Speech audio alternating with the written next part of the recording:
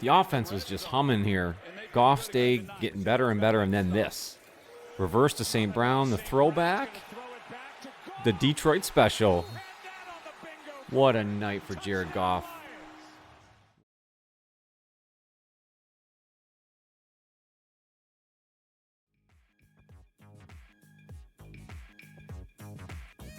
My fellow Lions fans, Detroit enters their early bye week at 3-1 and currently second place in the NFC North. They're showing their offensive explosion and signs of an improved defense. Let's revisit our state of the Lions by reviewing the first month of the season and looking ahead at what appears to be a special season for the Detroit Lions. Welcome back to the channel. I am your host, Johnny Gaz. Thank you for returning for another video. In this State of the Lions, we will review the first 4 weeks of the Lions season. We'll take a look at the current active roster and look ahead at the remaining schedule for the regular season for 2024. Let's go. Before we review these first 4 weeks, make sure to like the video if you dig the vibe here at Johnny Gaz Sports. Hitting the subscription button and notify bell is the best way to make sure you don't miss any future videos. I'd love it if you consider subscribing. We're just over 2,000. Thanks to you guys. Make sure to comment down below. What do you think of the Lions season so far this first quarter? What do you expect for the remainder of the season for the Detroit Lions? Let me know down below. Thank you guys so much for the recent support. Let's get into today's topics. The Lions entered this 2024 NFL season with a ton of optimism, coming off the 12-5 from the season before and a loss in the NFC Championship. We've gone over in so much detail why that loss happened, what has happened this offseason, and where the Lions are to this point. They opened up this NFL season with a Sunday night matchup, a rematch of the 2023 wild card game between the Detroit Lions and the LA Rams. Matt Stafford coming back to town for the first time in the regular season since leaving the Lions. Well, they start this season on Sunday Night Football against the LA Rams. The Lions offense took a little bit to get rolling in that game. Defense started to show signs of improvement. This young revamped defense coming back in for the 2024 season. Lions were able to get an overtime victory on the legs of David Montgomery in their running game to kind of seal the deal there. They got the kickoff in overtime, took it right down the field, and were able to win that game 26-20 in overtime against Matt Stafford and the LA Rams. The Lions then stayed home for Baker Mayfield and the Tampa Bay Buccaneers, another rematch from the 2023 playoffs, the divisional round. Unfortunately, the Lions offense really sputtered in this matchup against the Bucs. They were 1 for 7 on red zone attempts there and needed to figure some things out. Again, the defense played rather well, only giving up 20 points. But Baker Mayfield was able to make timely plays and put them in a position to win. Buccaneers get the win there, 2016 at Ford Field in Week 2. Lions then go on the road against what appears to be a tough Arizona Cardinal teams and mobile quarterback Kyler Murray. Lions defense holds very strong in this game. Lions offense seems to get things humming there in the first half. Did fall off in the second half, but the defense did enough to hold on. Lions get a victory in Arizona, 20-13, to move to 2-1 at that time.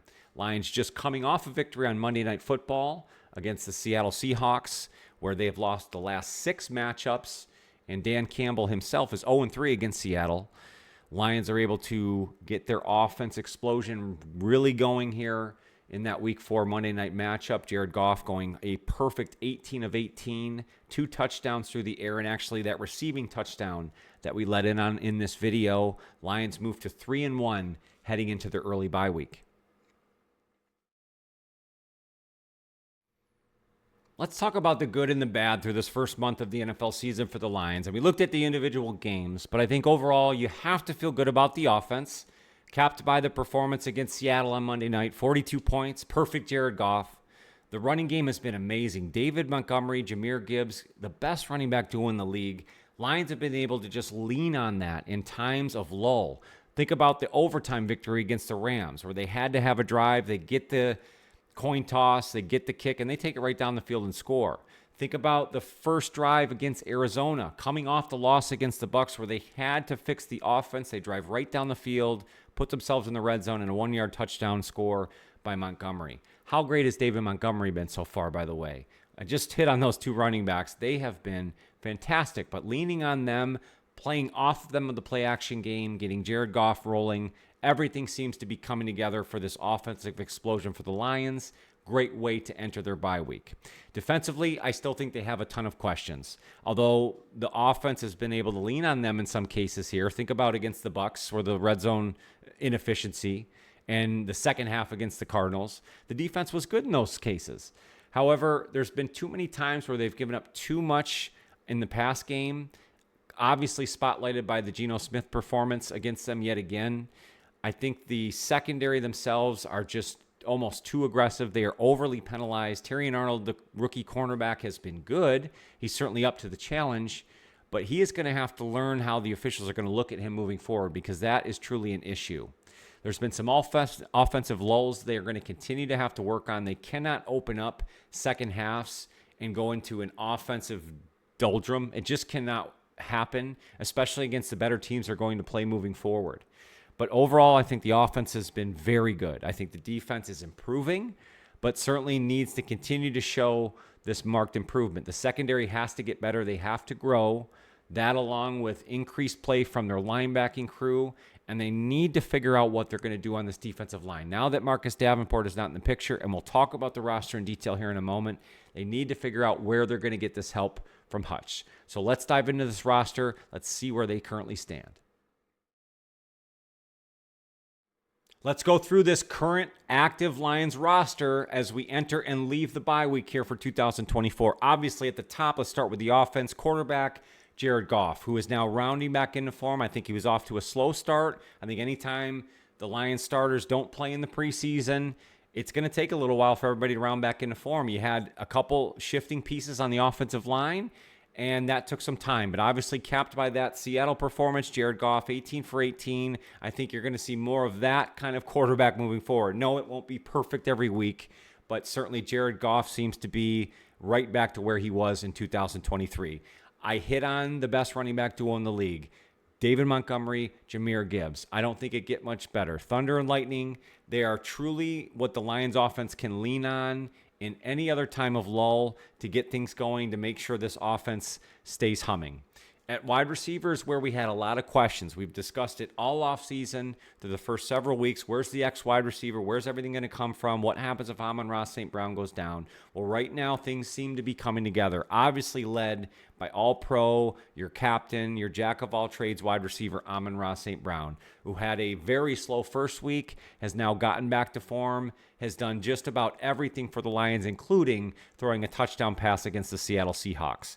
Behind him, I think Jameson Williams has shown that he is that big play receiver that the Lions were hoping for. Sure, we'd love to get him a few more balls each game, but I think the truth is anytime he puts his hand on the ball, he is an opportunity for a touchdown. He had the 70-yarder against Seattle in that offensive explosion. That's really good to see. It's behind him where all the questions have been. We know what Khalif Raymond gives the team. He's sort of that specialized weapon on the offense. He's not really your third wide receiver, but really used in only, in times of need in the offense, or really to spell Jameson Williams at points. He's also your kick returner, punt returner. Well, they brought up former Denver Bronco Tim Patrick, who then got signed to the active roster. He is coming into play now. He's gotten more and more chances for receptions. He had a couple decent gains here against Seattle, kept drives alive, big catches there, and he's a big-bodied wide receiver. So if the Lions are searching for an X wide receiver, they may have found him in Tim Patrick. Behind him, you still have Allen Robinson, who they just signed to the active roster as well. He didn't get much rub there against Seattle, so we'll see if he contributes down the road. Isaiah Williams, the undrafted free agent, has been injured the first 4 weeks of the season, so we have not seen him really on the field since the beginning of the season. At tight end, we know of the slow start of Sam Laporta. I think he was still recovering from his injury from 2023 with the knee, and then he had the ankle injury against Arizona. So he's had some setbacks. And in general, the tight end position has been down in the NFL. So you wonder if that's a part of it, if it's a slow offense, if it's trying to get other things going. He did pick up this, with a few more receptions in the last couple weeks, along with Brock Wright. They both seem to get more involved in the running game, so that's really good to see. So I think, in general, I think the tight ends are coming back into play here. And, of course, we can't skip over the best offensive line in the NFL. And, again, we touched on not having center All-Pro Frank Ragnow in that Monday Night Football matchup against the depleted front seven in the Seattle Seahawks, don't get me wrong. But the Lions' offensive line really didn't skip a beat. They moved Graham Glasgow from his left guard position over to center, and then brought up Coyote Owasika to replace Graham Glasgow at guard, and I thought he held up very well. As a matter of fact, I thought their interior offensive line was very good against the Seattle Seahawks. I think the one thing on this depth chart I don't like is you got Michael Neese ahead of Coyote Owasika here, and that clearly was not the case. But in general, their starting five is the best in the NFL. It's the reason why the running game has been so good and why their offense has been able to round back into form. So you got to feel good about the Lions' offense as they leave this bye week and through the remainder of the season. And now let's look at the defense. Of course, at the top, got to start with the man, the pressure maniac, Aiden Hutchinson, who is off to a Defensive Player of the Year type start to this first month of the season. And I'm not making that up.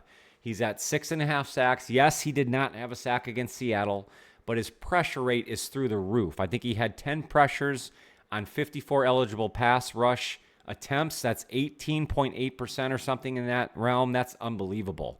So he has just been incredible. The question is, what will they get on the other side? Did they lose the help for Hutch that they had in Marcus Davenport, who we now know is on injured reserve with his injury? They've already lost guys like Broderick Martin and John Kaminsky. So what do they do to get the help on the other edge there of Aiden Hutchinson? On the interior of the defensive line, I think they've been very good. Aleem McNeil, DJ Reader are a formidable twosome.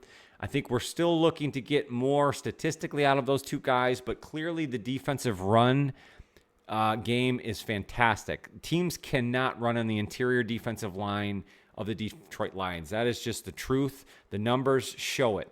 Seattle finally had success rushing to the outside, getting along outside of the edge of the Lions. I think that's something they're going to have to focus on. But the interior has been very good. Behind those two guys, McNeil and Reader, you have guys like Kyle Pecco and, of course, Levi Onwuzurike, who is kind of a jack of all trades on that defensive line. He's the true candidate to be the opposite edge of Hutch now, with the Marcus Davenport departure, and we'll talk about the linebacker issues as well. And you also have a guy like Mekhi Wingo, who seems to be getting more and more play. The fact that he's behind Aleem McNeil and DJ Reader, I think, is the only thing that hurts him. Other than that, I think they'll look for more production from him after the bye week. Looking at the linebackers, Jack Campbell, Alex Anzalone, Malcolm Rodriguez were your three against the Seattle Seahawks. That because Sam linebacker Derek Barnes is now on injured reserve coming off of I think it was a knee injury there against the Arizona Cardinals. Very unfortunate because Derek Barnes plays a huge part in this Lions offense and really was one of the solutions to that help for Hutch. They now do not have that. So they're going to have to rely on some depth pieces there at linebacker. Guys like Jalen Reeves-Maben, Ben Neiman, Trevor Nowaski.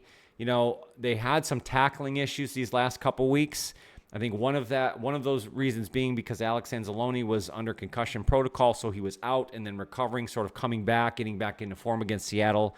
So you hope that will improve.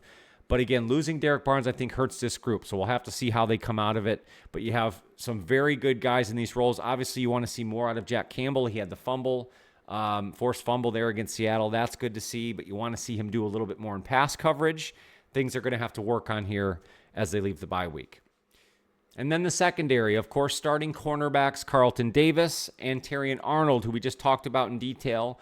They're going to have to determine how to be physical without being penalized as often. They are very handsy cornerbacks. They played a tough wide receiver group with the Seattle Seahawks here on Monday Night Football and were penalized early and often. They're going to have to figure that out. Aaron Glenn likes the aggressive style. He likes to play this man-on-man defense. They're going to have to work this out as they leave the bye week. At safety, I think, is where they really feel confident. No, Brian Branch did not play against the Seahawks. He was out, but as he returns coming out of this bye week, they have to feel good about their duo at safety. With Kirby Joseph, the ball hawk, and Brian Branch sort of being your come-up safety, your fill the gap, your tackling safety, they have to feel good about those two guys. They really are turning themselves in one of the better tandem safeties in the league. Behind them, you have guys like Lauren Strickland, Khalil Dorsey. And then at their nickel cornerback, you got to feel really good about Amik Robertson, who has been able to step in that position when needed. He's had a lot of passes defended this year, has sort of been that veteran presence to step in and solidify the secondary when needed. Enos Rakestraw has sort of had an injury bug through the first 4 weeks of the season. You hope he gets back and healthy to get himself back into the mix behind Amik Robertson and Terrion Arnold. We know about Ife Melifonwu now being placed on injured reserve, and of course we know what happened to Emmanuel Mosley at the start of training camp. And lastly, the special teams. New kicker Jake Bates has been good. He has not missed a field goal so far and has only missed one extra point, although he's been a little erratic on his extra points, especially in that Seattle game. He's been fine. We'll see what he gives if he gets any chances at distance kicks after the bye week. At punter, you have absolutely no issue whatsoever. I think Jack Fox may be the best punter in the NFL.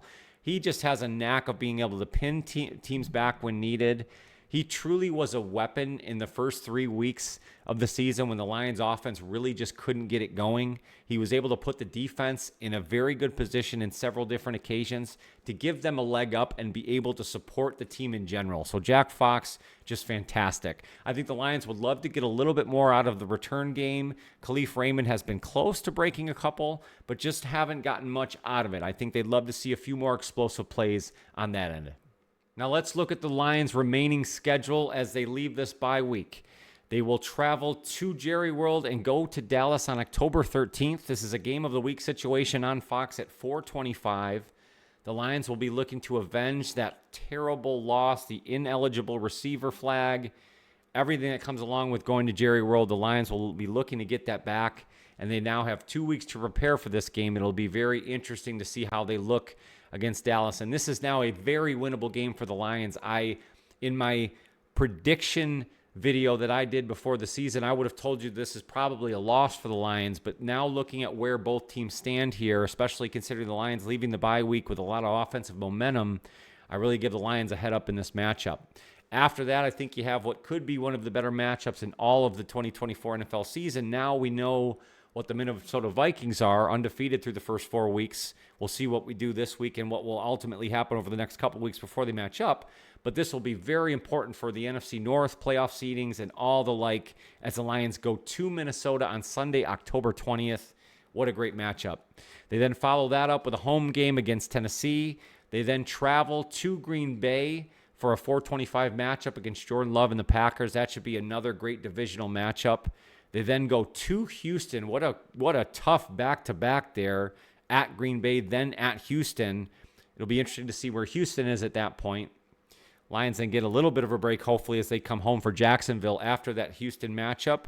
They then go to Indianapolis. There's a good stretch of games there where I think the Lions hopefully can stack a couple wins. They then come home for a 3-game stretch here against Chicago on Thanksgiving Day. They follow it up with a primetime game at home against Green Bay, and then again at home against Buffalo.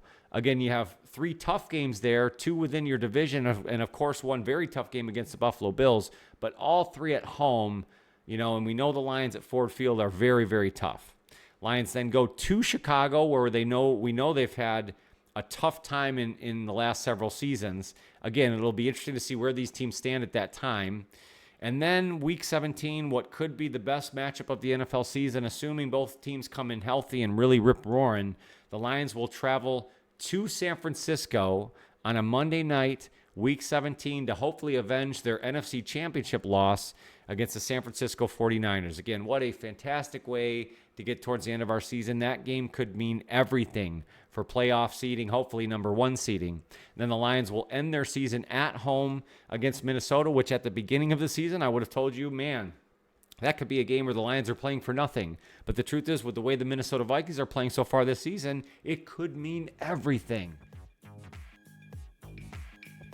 That will do it for my bye week State of the Lions. Come back and see me as we'll do another State of the Lions as we approach the NFL playoffs this year.